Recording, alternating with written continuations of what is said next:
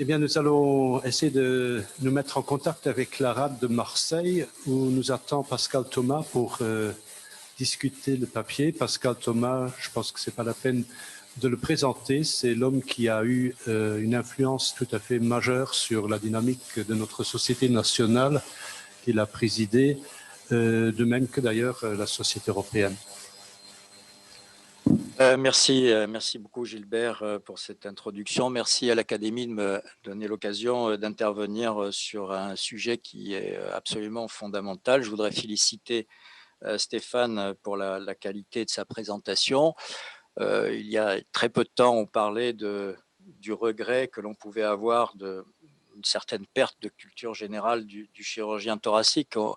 On voit ici qu'on est, on peut dire malheureusement, mais très au-delà de ces débats, puisque on peut, et je pense que Stéphane en a fait la démonstration, difficilement imaginer un chirurgien thoracique n'ayant pas, opérant des cancers du poumon et n'étant pas imprégné de l'évolution exponentielle, fantastique et extrêmement impressionnante de l'oncologie dans le domaine d'un cancer qui, il faut le rappeler, est le cancer le plus létal actuellement.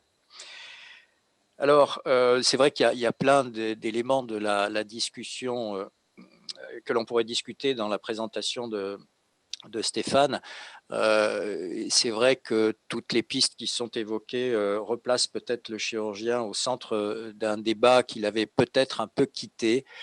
Malheureusement, dans notre discipline, où pendant, allez, ça fait bien 15 ans que les débats des chirurgiens thoraciques se limitent à la voie d'abord, à savoir s'il faut un trocar ou 3 trocars, et pensant là tenir l'âme absolue du déterminisme du devenir de nos patients.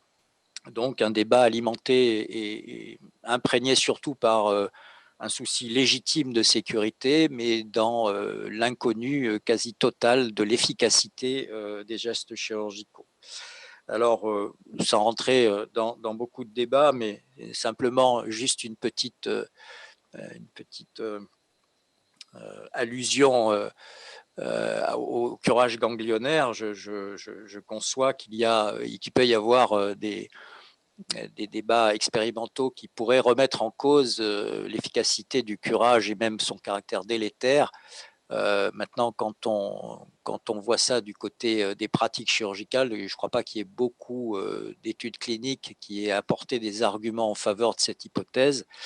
Et quand on regarde et qu'on a la possibilité de faire ce fameux benchmarking dont parlait le secrétaire général tout à l'heure, et nous avons l'occasion de le faire grâce à Epitor, au registre dont on a déjà parlé, qui a été monté par Marcel Dahan il y a maintenant presque 20 ans, et qui est un outil tout à fait unique qui permet de finalement prendre la température de la communauté chirurgicale thoracique en France. Quand on regarde la qualité des pratiques chirurgicales sur ce point-là, on peut être quand même alerté par une qualité de chirurgie qui, sur le plan oncologique, ne respecte pas un principe de base qui est l'exérèse complète de la lésion, tout du moins apporte suffisamment d'informations pour être certain qu'on ne soit pas dans cette fameuse catégorie des résections incertaines qui a été récemment soulignée par les travaux de l'IASLC.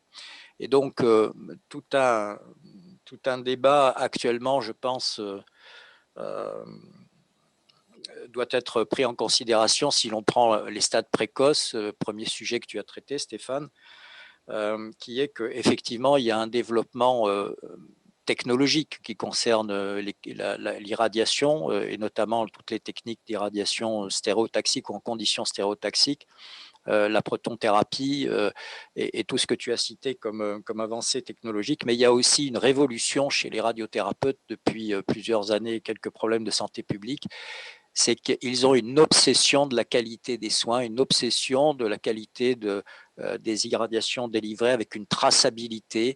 Et cette culture de la qualité est peut-être pas encore tout à fait partagée, à tel point que la littérature chirurgicale, et j'ai écouté avec beaucoup de plaisir le rapport du secrétaire général sur les dizaines, voire centaines de milliers de revues qu'il faut alimenter en articles à chaque parution, Eh bien, si on regarde bien le détail dans ce domaine, on voit qu'on compare une chirurgie qui devient médiocre à une radiothérapie qui devient excellente. Et donc, on peut déjà, sans attendre le résultat des essais randomisés, en connaître l'issue. Je crois que ça, c'est un point extrêmement important dans cette fois-ci la deuxième catégorie que tu as évoquée, qui est les aspects, les thérapies multimodales dans lesquelles la chirurgie garde un rôle important. C'est peut-être aussi une réflexion, mais un peu une question que je te renvoie. Moi, ce qui me surprend beaucoup dans ces essais multimodaux, c'est à la fois l'originalité, la pertinence, l'innovation de l'idée, et puis finalement l'absence totale d'évaluation de la qualité de la chirurgie, qui est quand même un des bras de ces traitements multimodaux. On va parfaitement apprécier la radiothérapie, on va parfaitement détailler la chimiothérapie en termes de toxicité, de dose, l'immunothérapie de la même façon. On va apporter des arguments de biologie moléculaire pour justifier telle ou telle thérapie.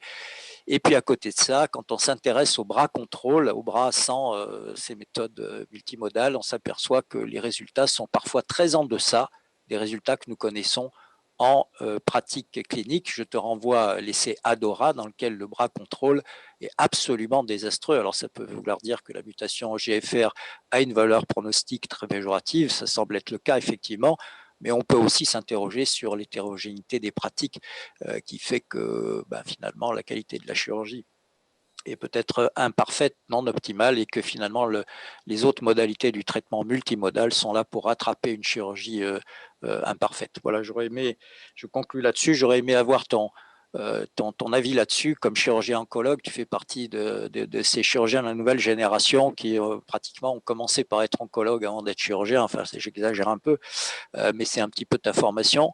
Est-ce que tu n'es pas surpris par cette absence de monitorage de la qualité de la chirurgie? Si, tout à fait. Je vous rejoins, Monsieur Thomas, et je pense qu'une des raisons à ça, c'est que souvent les chirurgiens ne font pas forcément partie des conseils scientifiques et ne participent pas à l'élaboration de ces essais, et que c'est pour ça que ces critères de qualité dont vous parlez ne sont pas toujours inclus, et qu'il y a effectivement une hétérogénéité des pratiques qui effectivement peuvent impacter les résultats. Je vous rejoins complètement. Le sujet du rapport du chirurgien avec la cancérologie est très important. Et à l'Académie, nous menons un travail qui est piloté par Richard Villet à l'Académie de médecine et l'Académie de chirurgie sur chirurgie et cancer. Ce sera sûrement très intéressant d'en voir les conclusions. Donc, nous remercions beaucoup Stéphane Renaud et Pascal Thomas. Oui, Hubert Joannet. Donc, si je comprends bien, actuellement, vous n'avez pas de marqueur prédictif d'efficacité de l'immunothérapie. Mais est-ce qu'il y a des voies de recherche et quand est-ce que vous savez que l'immunothérapie ne marche pas? C'est-à-dire que c'est 2 cures, enfin, ça pose des problèmes. Alors c'est une excellente question puisqu'initialement les seuls critères qu'on avait c'était les critères radiologiques, de fixation au PET scanner, d'extinction de la tumeur, et en fait on se rend compte qu'il n'y a pas forcément une corrélation. Alors effectivement il y a des protocoles de recherche en cours sur les cellules tumorales circulantes entre autres dont la chute serait corrélée par contre à la réponse de la tumeur initiale. Il y a l'intelligence artificielle, là aussi un certain nombre de protocoles de recherche. Il y a des techniques de radiologie un peu particulières, la radiomie qui là encore nous permettrait de savoir qui est opérable et qui ne l'est pas. À l'heure actuelle, on n'a pas la réponse et on se pose sur le peu de patients en tout cas qu'on voit après immunothérapie néoadjuvante hors protocole de recherche, ou de rattrapage en tout cas, on se pose la question, on ne sait pas, mais effectivement il y a beaucoup de travaux en cours dessus. Merci beaucoup. S'il n'y a pas d'autres questions, nous remercions beaucoup Pascal Thomas et Stéphane Renaud de leurs interventions qui ont été très intéressantes. Et je passe la parole à Agathe Seguin, qui va nous parler de modélisation 3D et de navigation, sujet que nous avons évoqué au début de la séance avec Jean-Marc Bast. Agathe Seguin, vous avez la parole.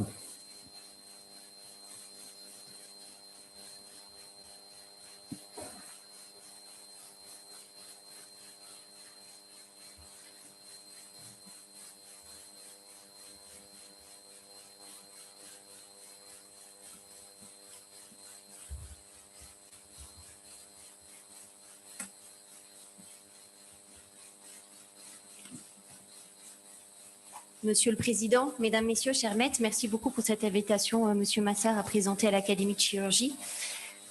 Et je propose par cette communication de vous faire, comme il me l'avait été suggéré, quelques voyages extraordinaires aidés en ça par un auteur bien connu qui s'appelle Jules Verne et de vous parler de modélisation 3D et de navigation en chirurgie thoracique avec malheureusement que 15 minutes.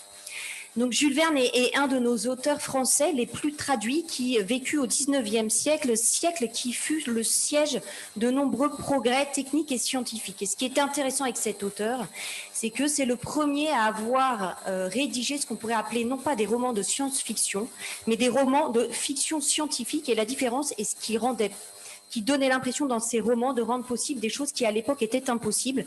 Et c'est peut-être l'objectif de notre spécialité actuellement. Je vais vous la partager. Alors, Jules Verne et nous, en quoi est-ce qu'on va trouver un lien? Eh bien, je vous propose de parcourir ensemble 3 romans. Le premier, c'est L'île mystérieuse. Le deuxième, c'est L'étoile du Sud. Et le dernier s'appelait Hier et demain. Et vous allez voir qu'on s'y retrouve avec notre spécialité. L'île mystérieuse, pourquoi? Parce qu'en fait, l'anatomie pulmonaire, elle est finalement très mystérieuse quand on s'y intéresse de près. D'où l'idée de réaliser des planifications préopératoires et des modélisations 3D.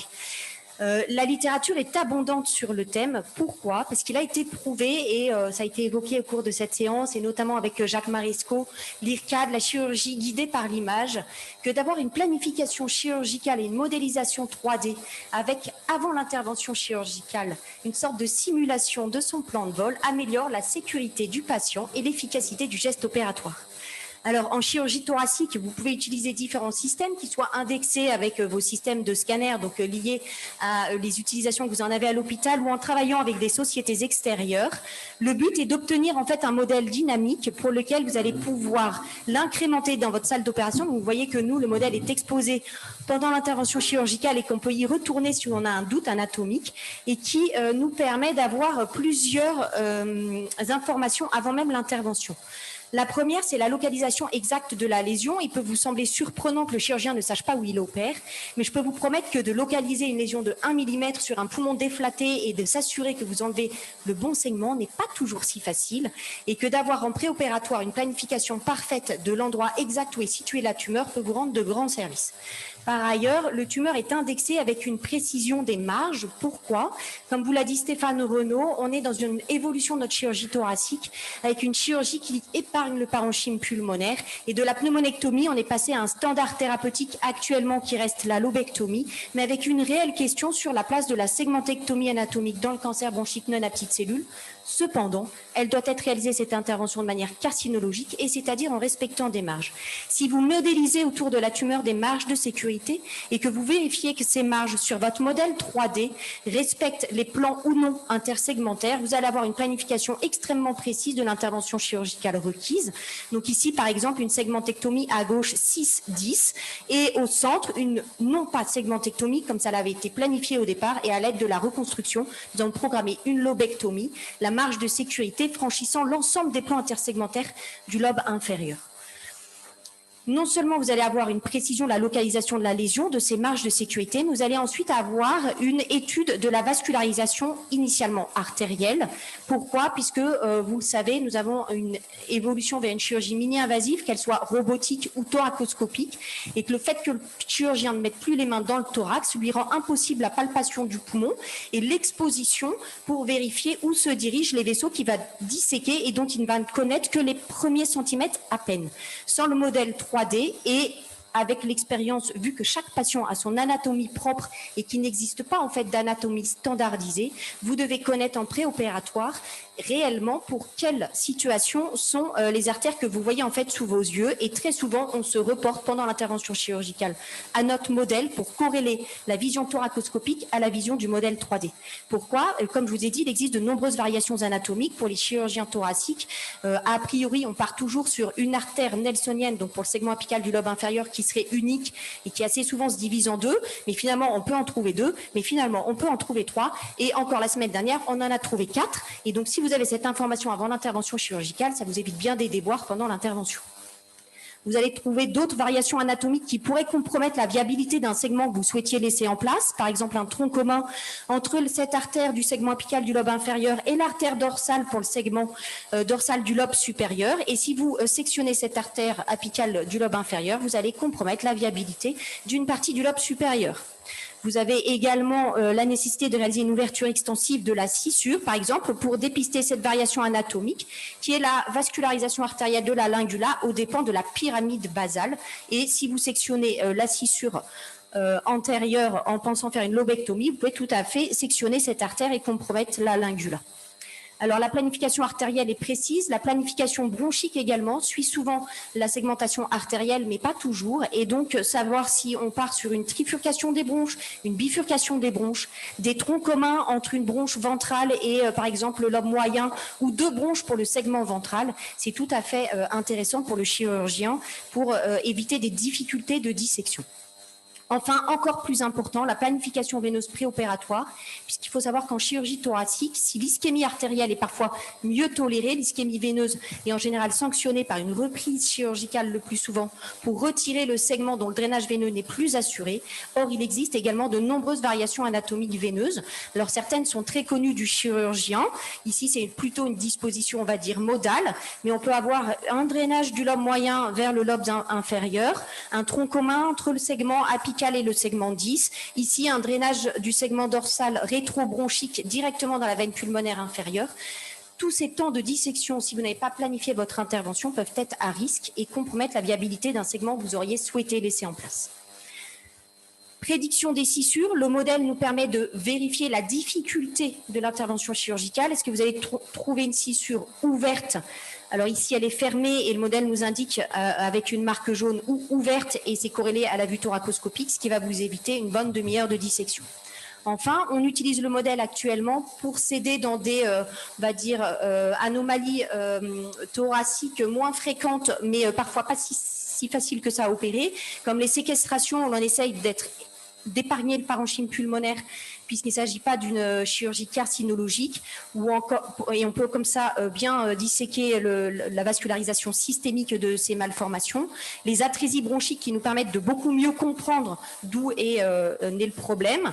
Les dilatations des bronches où typiquement sur ce patient aurait été proposé une lobectomie et où on a pu garder par exemple le segment apical du lobe inférieur puisque l'ensemble du modèle nous montrait que les lésions étaient strictement localisées à la pyramide basale. Enfin, le modèle aide dans la prise en charge de lésions tumorales thoraciques complexes médiastinales avec les rapports anatomiques aux gros vaisseaux ou aux éléments nerveux. Alors, faut-il, une fois qu'on a un modèle 3D, en réaliser une impression 3D? C'est une nouvelle question que se posent les chirurgiens. Il faut savoir que la mémoire apprend en manipulant les objets et que le fait d'avoir déjà un modèle dynamique 2D nous permet de garder une bonne mémoire du modèle, mais le fait d'avoir sur table le modèle en lui-même que vous auriez dans les mains va-t-il vous aider à réaliser la dissection? C'est tout le but d'une étude qu'on réalise actuellement, donc l'ensemble des chirurgiens du département, dirigés par Madalina Grigoriou, où en fait on randomise entre avoir le modèle que l'on manipule en péropératoire ou simplement notre écran sur lequel on peut retourner sur le modèle 2D et vérifier si on a amélioré la rapidité de l'intervention, la compréhension de l'anatomie, quand bien même on avait fait notre plan de vol en préopératoire. Ensuite, on pourrait même imaginer aller jusqu'à s'immerger dans le modèle. Vous connaissez ces casques de réalité virtuelle. Il y a même des interventions chirurgicales qui ont été réalisées. On connaît cette première mondiale par le docteur Grégory, l'hôpital Avicenne, avec un casque HoloLens. Mais là, voilà, on pourrait aussi aller en préopératoire, s'immerger dans le modèle et discuter avec nos internes de la stratégie chirurgicale, quasiment en étant au cœur même du patient.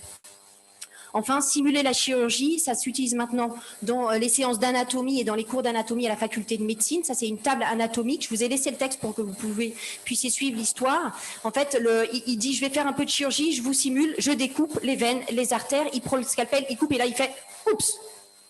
Et en fait, vous ne voulez pas entendre « oups » au cours d'une vraie opération. Et c'est ça le but d'avoir un modèle. Vous allez pouvoir, avec vos internes, simuler la plaie, le mauvais plan de section de coupe, reprendre l'anatomie et les former sur le réel geste chirurgical qu'ils devraient réaliser. En fait, la planification, on compare beaucoup la chirurgie à l'aviation et ça semble évident pour un aviateur ou même pour notre astronaute Thomas Pesquet qui sort cet après-midi dans l'espace d'avoir une planification de vol. On ne se pose pas la question. Et en fait, en chirurgie, on a un peu du mal à l'intégrer et j'aime beaucoup ce qu'a fait Jean-Marc, qui est que non seulement il se sert de son modèle 3D, mais il l'a intégré dans la checklist, c'est-à-dire dans la checklist, il va dire « et maintenant je sais que je dois couper une artère dorsale, que j'ai une variation anatomique veineuse, etc. » Et nous, on fait la même chose pour que l'ensemble de l'équipe soit informé de l'éventuelle difficulté chirurgicale et alerté sur une variation anatomique qu'on aurait dépistée, ce qui permet au cours de la chirurgie, qu'on est un peu trop passionné ou un peu trop embarqué, que quelqu'un dans la salle dise « attendez, il n'y avait pas une variation anatomique » et vous rappelle parfois un peu à l'ordre et c'est bien utile. Alors, on a fait un peu le tour de l'île mystérieuse. C'est la carte qu'avait fait Jules Verne de cette île pour vous dire que la planification, elle nous permet de connaître l'anatomie de notre patient. Nous anticipons le geste chirurgical. On adapte la stratégie chirurgicale. On va pouvoir répéter les gestes. On va pouvoir former judicieusement nos internes. Et puis, on va aussi pouvoir informer le patient. J'aime beaucoup échanger avec le propre modèle anatomique du patient avec lui pour qu'il comprenne en fait le geste chirurgical que je lui propose, notamment lorsque c'est une segmentectomie et que finalement on revient vers lui en disant écoutez, je pense que pour vous c'est préférable une lobectomie et je vous montre pourquoi sur votre propre modèle anatomique. Alors, Jules Verne aimait beaucoup les cartes. Il faut savoir qu'il était affilié à la Société de géographie et qu'il a réalisé plus d'une centaine de cartes, soit des cartes réelles, soit des cartes imaginées, comme ces mers ou ces terres inconnues. Et je voudrais vous entraîner sur une cartographie pulmonaire qui est en plein développement également, qui est l'utilisation de la caméra infrarouge et de la fluorescence. Donc, comme vous le savez, l'évolution actuelle de la prise en charge d'un patient atteint d'un cancer bronchique, c'est qu'on a une population de plus en plus âgée. Ils ont des comorbidités plus importantes. Ils vont présenter le risque de réaliser un deuxième cancer dans environ 10% des cas. Et en parallèle, la chirurgie thoracique devient une chirurgie mini-invasive avec une augmentation de ces segmentectomies pour épargner le parenchyme pulmonaire. Que ce soit en thoracoscopie ou en robotique, je vous ai mis sur cette vidéo les deux possibilités qui sont réalisées dans l'établissement. Alors, les principes de la segmentectomie, c'est comme les principes d'une résection pulmonaire, pneumonectomie ou lobectomie. J'apprends rien. On résèque anatomiquement le segment avec la section des éléments qui le composent, donc sa bronche, ses artères, son drainage veineux. Mais en fait, la difficulté principale va parfois être simplement d'en trouver et séparer le plan intersegmentaire, qui est souvent une des étapes les plus difficiles. Voici l'expérience de l'IMM en segmentectomie. Vous voyez que de plus en plus, cette intervention chirurgicale trouve sa place dans nos indications avec cette petite note sur qu'est-ce qui s'est passé pendant le Covid-19. Les malades ne sont pas venus à l'hôpital. Alors, pourquoi le plan intersegmentaire est-il aussi compliqué? Eh bien, parce qu'on ne peut pas palper le poumon, comme je vous l'ai dit. Il est déflaté, il existe une désorientation spatiale et que la technique Princeps, qui a été décrite par thoracotomie, qui est le peelings, est impossible à réaliser en thoracoscopie. Par ailleurs, la forme pyramidale des lobes inférieurs, notamment quand vous devez faire une segmentectomie d'un des segments du lobe inférieur, est très difficile à gérer en péropératoire. Alors, identifier le plan intersegmentaire, il y a eu beaucoup de littérature, on en avait fait une petite mise à jour récemment. Si je résume, des techniques d'inflexion ou des techniques de coloration. Et c'est surtout sur cette dernière que je voudrais vous montrer les bénéfices réels de la technologie qui s'embarque dans un bloc opératoire. C'est le verre d'indocyanine, c'est une injection systémique de verre d'indocyanine. Il s'agit d'un substrat qui va se lier aux protéines plasmatiques du sang et ensuite vous utilisez une caméra infrarouge qui va émettre en retour une fluorescence que vous allez ainsi détecter. C'est une utilisation très simple réalisée par nos anesthésistes en péropératoire. Il faut simplement être évidemment équipé de cette caméra infrarouge. Très peu de contre-indications, à part éventuellement les insuffisances hépatiques, puisque c'est d'élimination hépatique, et quasiment pas d'événements indésirables graves, sauf s'il faut souligner une possibilité minime mais réelle de choc anaphylactique. Alors, les publications sur l'utilisation de le verre d'indocyanine en chirurgie thoracique est également exponentielle, avec ici un petit film où je vous montre comment l'œil du chirurgien réalise sa cartographie et les limites du plan intersegmentaire qui se révèle à lui alors qu'il n'avait aucun point de repère sur le parenchyme pulmonaire pour le sectionner. Et ce qui est très surprenant, c'est que très souvent, ça corrige ce que spontanément le chirurgien aurait fait quand il pense que le plan intersegmentaire était à tel endroit. Et notamment nous qui utilisions avant une technique d'inflation, une fois la bronche sectionnée, on se rend compte qu'on était très contaminé par ce qu'on appelle les pores de cône, c'est-à-dire des possibilités de reventilation du segment qu'on souhaitait retirer par des petites collatérales périphériques. Alors, des exemples qui vous montrent la qualité de cette cartographie pour vous dire que, mais une fois qu'on a la carte, faut-il encore savoir naviguer? Et là, Jules Verne vous emmène à bord de son Nautilus vers l'étoile du Sud qu'on pourrait appeler la navigation. Alors, qu'est-ce que c'est que la navigation endobronchique? On quitte un petit peu la cartographie et le but, c'est de se rendre à un endroit qui est jusqu'à maintenant inaccessible. Soit pour en réaliser un geste diagnostique, soit pour en fait en réaliser une localisation, localiser une cible. Le but, c'est au bloc opératoire, vous créez un champ magnétique positionné juste sous le thorax de votre patient et vous allez, à l'aide d'un scanner de planification qui vous aura donné une route virtuelle, recaler ensuite la bronchoscopie en temps réel. C'est comme le GPS de votre voiture.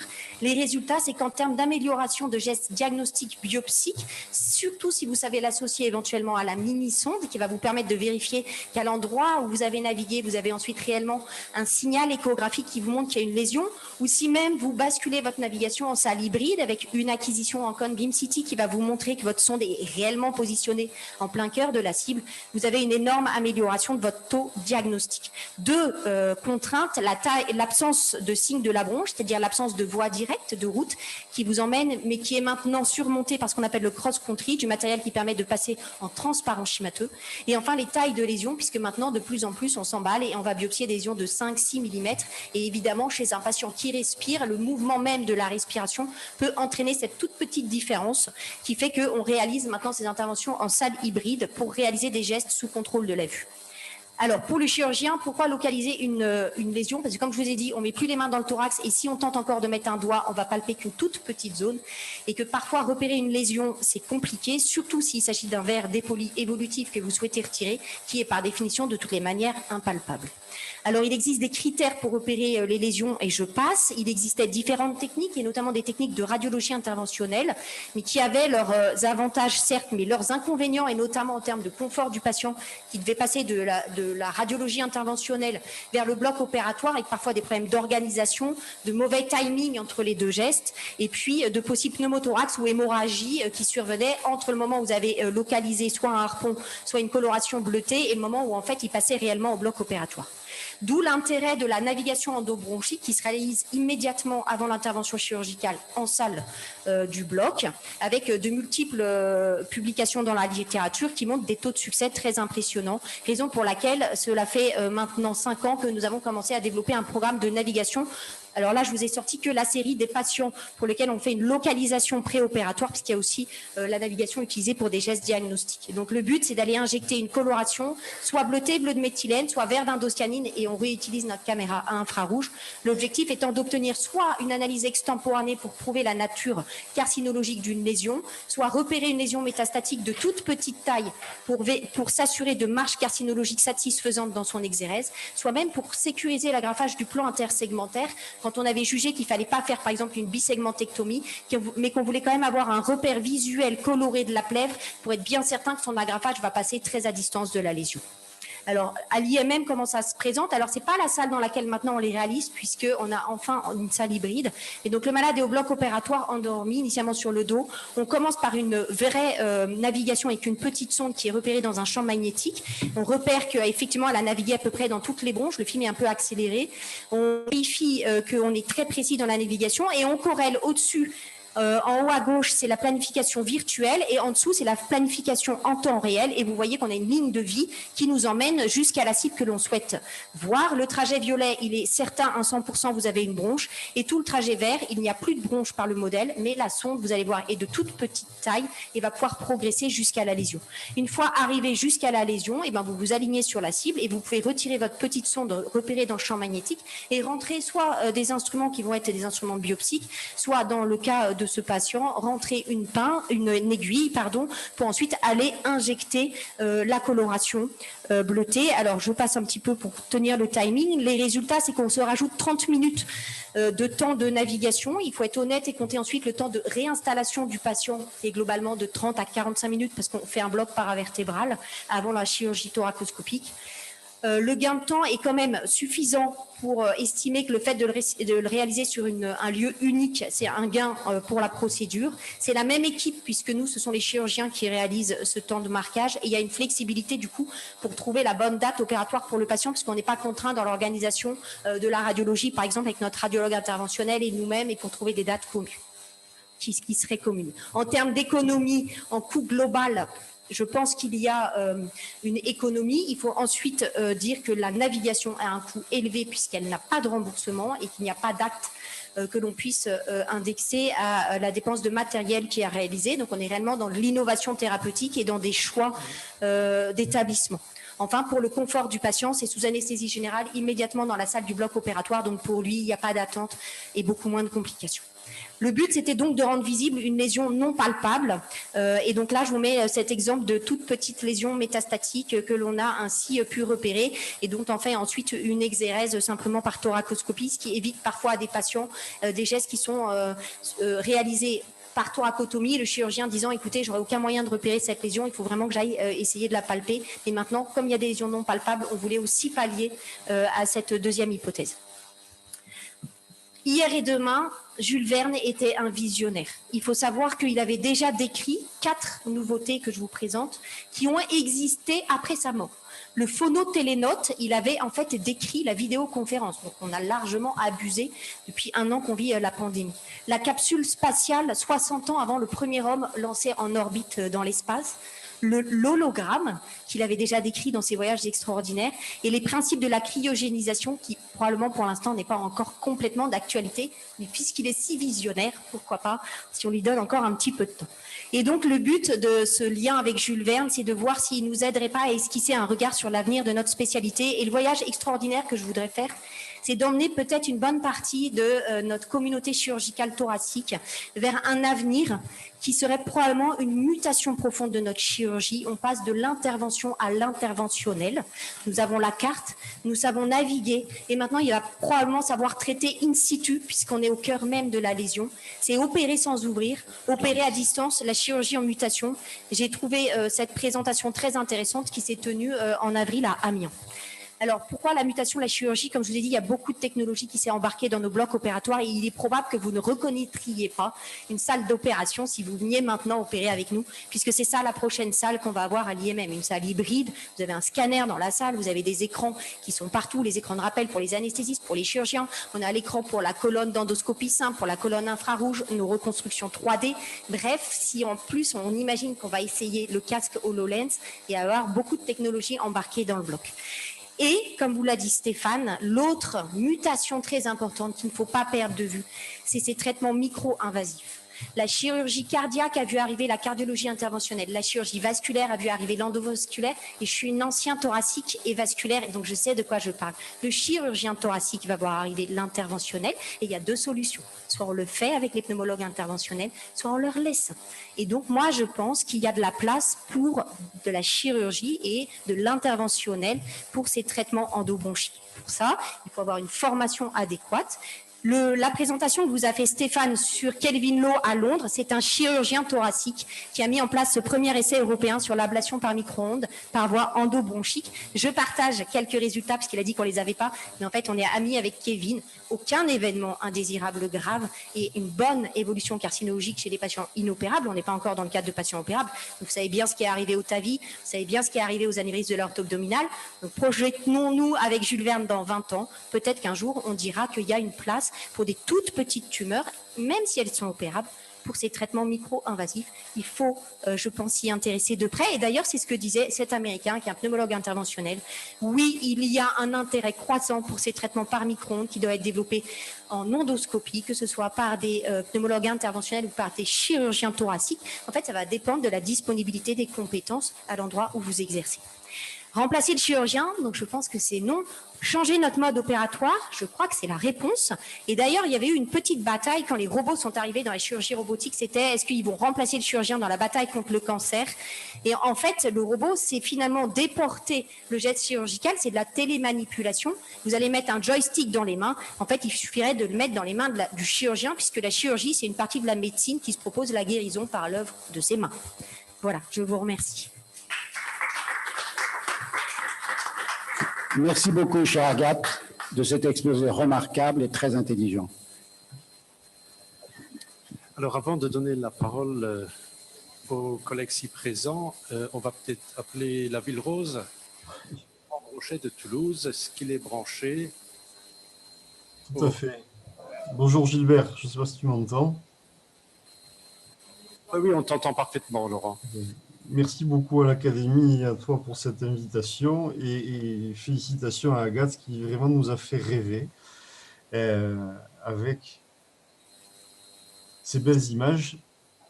Et je vais faire un très bref commentaire parce qu'il y avait énormément d'informations et puis c'était tellement exemplaire que j'ai peu de choses à apporter, mais que j'ai renommé entre guillemets solution pour le quotidien parce que tout ce qu'elle a décrit, en fait, sous la forme d'un voyage, et que je reprends très rapidement dans ces 3 passages, en fait, c'est des choses qu'elle utilise, elle, au quotidien et qui sont des progrès considérables. On a commencé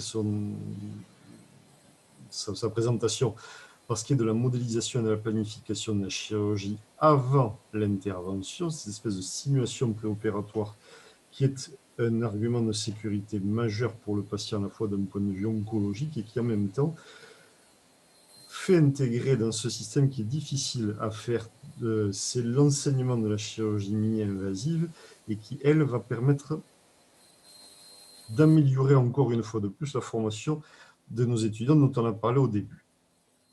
La deuxième partie de son topo, c'était faire apparaître l'invisible et l'impalpable. Ça aussi, c'est une solution pour le quotidien. Il n'y a rien de plus agaçant que de chercher pendant des heures dans un poumon déflaté un petit nodule de 0,5 mm pour se faire entendre dire par la napate que dans le morceau de poumon qu'on a enlevé, elle ne voit rien. Et les techniques qu'elle a apportées permettent grandement d'améliorer cette efficacité. Et puis l'avenir, c'était son dernier point, faciliter le geste avec l'aide d'un robot et de la réalité virtuelle augmentée. Ici, je vous ai mis l'image du casque de réalité virtuelle augmentée, qui là aussi va considérablement améliorer la sécurité. Entre guillemets, il n'y aura pratiquement plus dans un avenir proche de mauvaises surprises péropératoires. Tout aura été planifié à l'avance et c'est un gain à la fois pour le chirurgien en termes de confort, mais c'est également un gain pour le patient en termes de sécurité, de techniques mini-invasives et d'efficacité oncologique.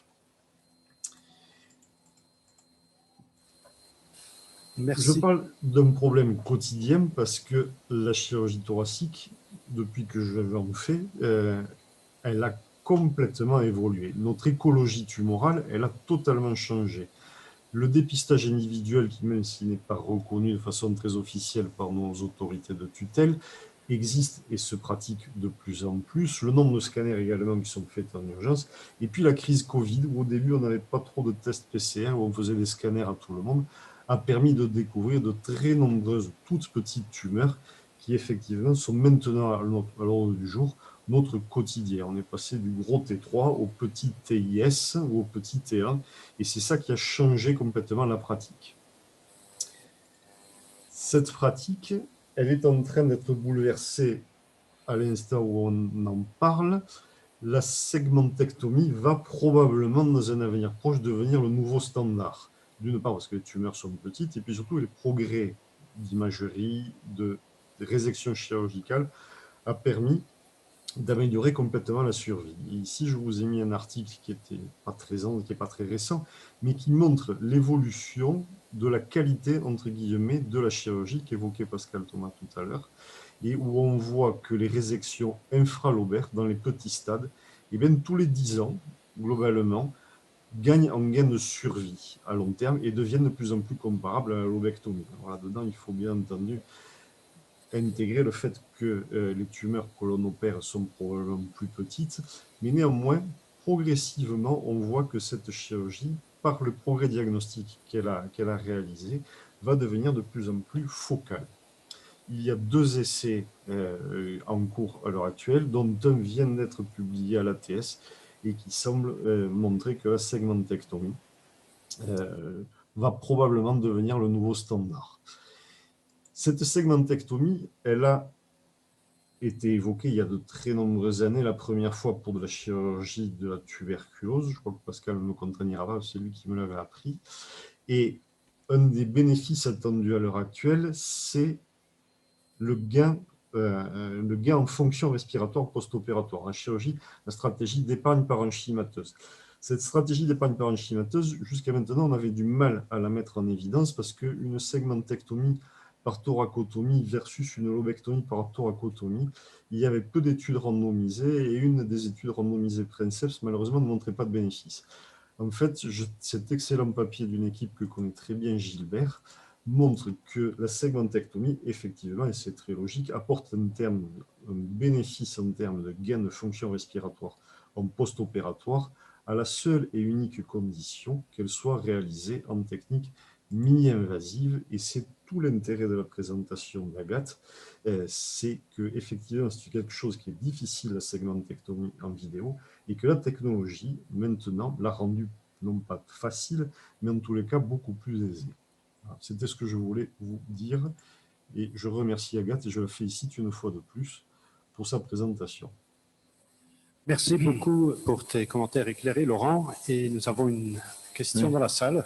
Une question et un commentaire, Albert-Claude Benamou. Bonjour.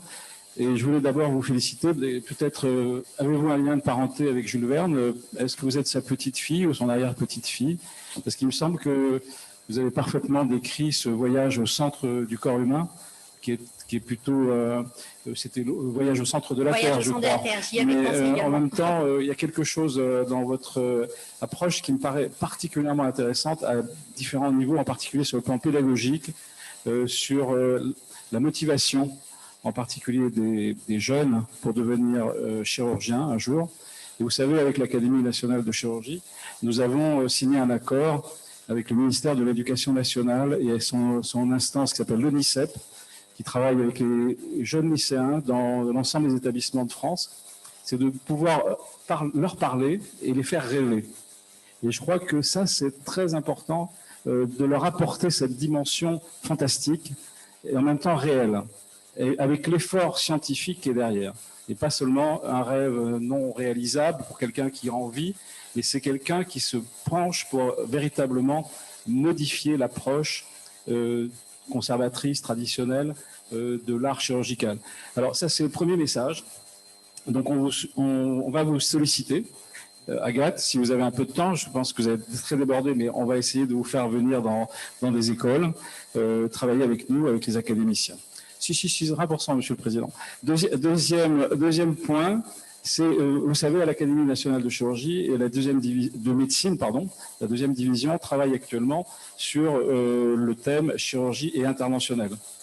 Et vous avez parfaitement illustré des débats qui ont lieu depuis plusieurs semaines là, sur ce thème. Il faudrait que vous contactiez André Chess, et Gérard Morvan est là, peut-être en ligne, pour que, je ne sais pas si dans le programme, il est prévu de faire parler la discipline thoraco.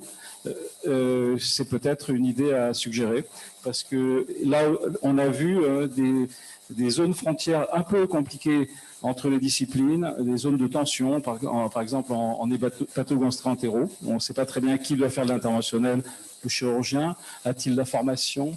Et vous, cette formation en endoscopie interventionnelle, par exemple, bronchique, c'est peut-être, est-ce que les chirurgiens y vont, est-ce que pas? Voilà. Alors, on va rentrer un peu dans le vif du sujet. Effectivement, c'est à mon avis extrêmement important ce principe de la formation, parce que s'il faut faire les choses avec passion, il faut les faire également avec rigueur, et puis c'est surtout pour le bien-être du patient.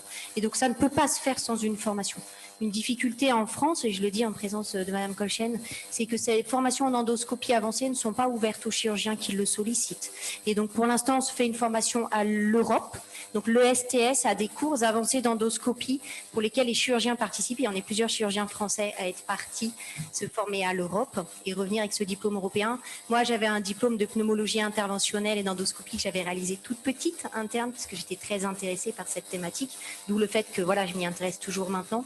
Et du coup, on est en pleine réflexion dans notre propre société savante avec notre collège pour essayer de peut-être faire une formation, et en tout cas, on la propose maintenant sous forme d'atelier pratique à nos internes, mais je trouverais dommage qu'on ne réussisse pas à établir des ponts et des liens avec la société de pneumologie et de pneumologie interventionnelle dans les pneumologues interventionnels pour que ces compétences qui existent soient partagées, du fait même que si on, sans chercher de compétition, de concurrence, on regarde l'offre nationale, il n'y a pas assez de pneumologues interventionnels et de jeunes qui choisissent cette spécialité.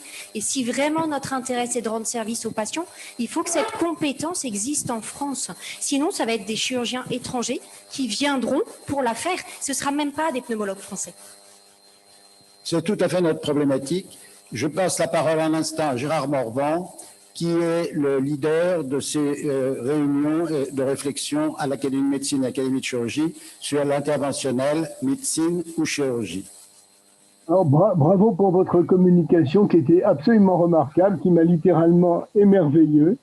Et nous allons également dans ce sens, au fur et à mesure de nos réunions bi-académiques, Académie de médecine, Académie de chirurgie, vers le fait qu'il faille abattre les cloisons, passer de la notion de chirurgien ou d'interventionnel à la notion d'opérateur. Et pour ça, deux outils étaient particulièrement intéressants. C'est le but de ma question. Le premier outil, c'est la notion d'institut médico-chirurgical. On arrête de faire un service de chirurgie thoracique, un service de pneumologie, tout ça, ça devient un seul et même service. Et le deuxième outil, c'est la notion de simulateur. Donc la question, c'est, envisagez-vous à l'IMM de franchir le pas et d'aller vers la notion d'un institut médico-chirurgical?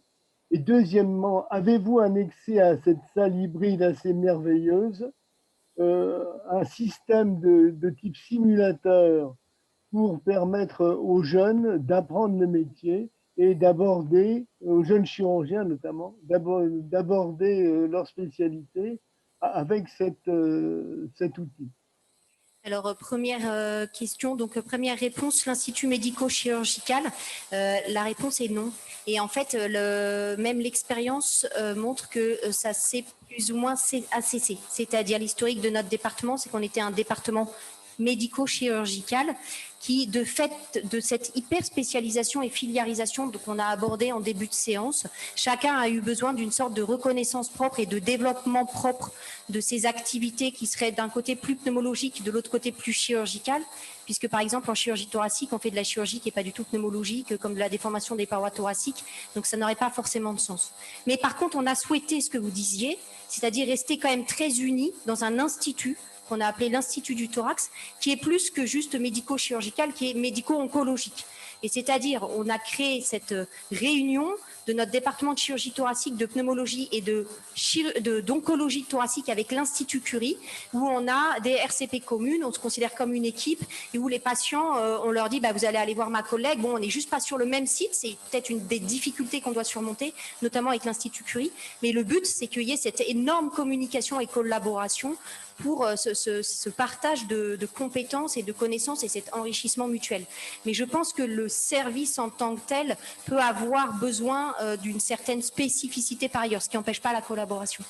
Et ensuite, pour la formation des plus jeunes, oui, c'est un souhait constant. En fait, comme vous a dit Jean-Marc, il y a le bootcamp simulation dans lequel on intègre, et notamment en lien avec Monsieur Lachkar de Rouen, que je salue et que je remercie, qui est un des pneumologues, une formation pour nos internes sur simulateur. On peut faire de la simulation de fibroscopie, d'endoscopie, etc. Nous avons, nous, dans nos salles chirurgicales, le robot. Il y a un monopole, donc je ne nomme pas son constructeur, mais qui a une double console qui permet de former le chirurgien.